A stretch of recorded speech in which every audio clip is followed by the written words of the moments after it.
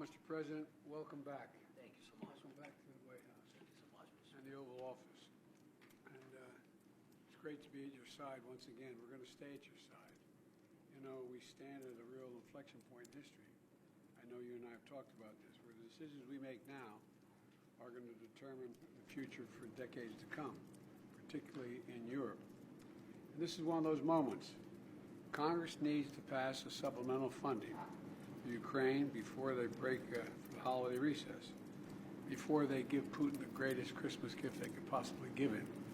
And so because we've seen what happens when dictators don't pay the price for the damage and the death and the destruction they cause, and they keep going when no price is paid. The threats to America, to Europe, and the world will only keep rising if we don't act. And I intend that we act. The American people, Democrats and Republicans alike, I think, understand this, and they understand the very real fight that's going on right now. In the winter, this winter, Putin plans once again to bombard Ukraine's electric grid, intends to, with rockets and plunging families into darkness in the coldest part of the year, and doing great damage. We can't and won't let him succeed. We mustn't let him succeed in that.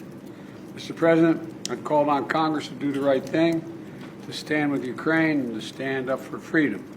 And I want to thank you for being here. You're going to help the cause, and I don't want you giving up hope. Thank you so much, Mr. President. Dear journalists, are really glad to be here at the White House today and share some very important messages. Thank you for the invitation, and I'd like to thank America and our partners for the support. And today, the special day, really special day for Ukrainian people. It's a day of our land forces. Almost 600,000 incredibly brave Ukrainian sons and daughters are on the battlefield, and they were powerful. This is their day, and really they prove every day that Ukraine can win.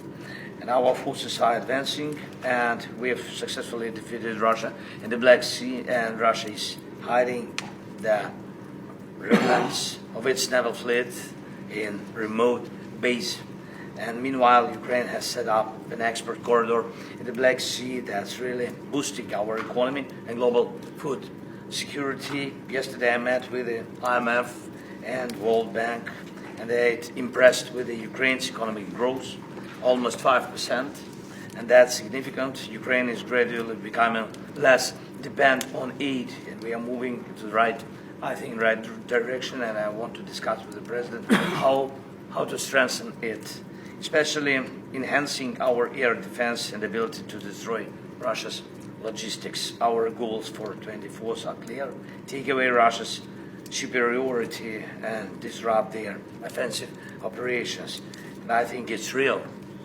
And also some other important things. I met with the heads of American defense companies yesterday. Thank you very much, Mr. President. Really powerful companies. I thank them and thanks all the workers, engineers, managers who build the strength of American weapons, helping Ukraine boost the development of arsenals of democracy. President Biden agreed, and we spoke about it in September, to join weapon co-production. It's very important for us, and we'll discuss how to speed up this. And we also need to work faster with the frozen Russian assets, over 300 billion frozen assets from terrorists, and we should use it to protect against Russian terror. And I want to talk about some details regarding our reforms and EU integration. Ukraine continues to reform its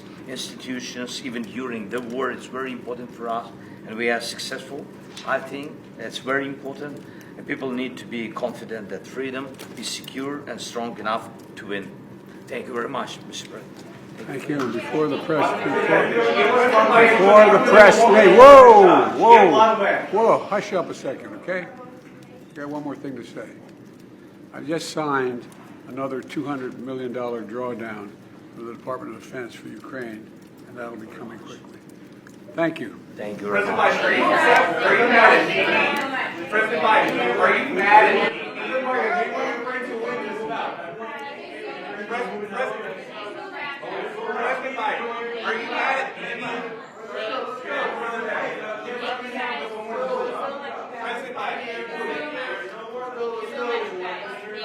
Biden, sir, President Biden, are you upset?